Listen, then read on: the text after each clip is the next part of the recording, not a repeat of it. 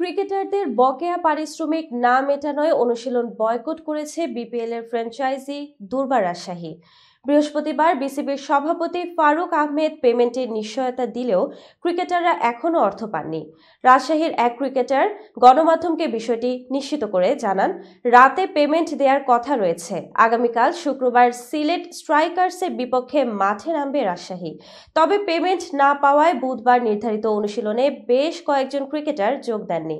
জানা গেছে, ফ্র্যাঞ্চাইজিটি ক্রিকেটারদের পারিশ্রমিকের 50% দেওয়ার প্রতিশ্রুতি দিলেও তা বাস্তবায়ন হয়নি।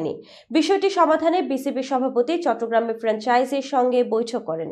তিনি 25% ক্যাশ ও 25% চেক দেওয়ার নিশ্চয়তা দিয়ে ক্রিকেটারদের অনুশীলনে ফেরার আহ্বান জানান। সেই অনুরোধে আজ সকালে অনুশীলনে ফেরেন তাসকিন বিজয়রা। তবে বিকেল 5টার পরও ব্যাংকিং কার্যক্রম বন্ধ থাকায় ক্রিকেটাররা পেমেন্ট পাননি। রাতে পেমেন্ট না হলে ব্যাংক বন্ধ থাকার কারণে 2 দিন পরে তা সম্ভব হবে। উল্লেখ্য, দুর্বার রাজশাহী 6 ম্যাচে 2 জয় নিয়ে পয়েন্ট টেবিলের 6ষ্ঠ স্থানে রয়েছে। পেমেন্ট সংকট সমাধান না হলে তাদের পারফরম্যান্সে প্রভাব পড়ার শঙ্কা রয়েছে।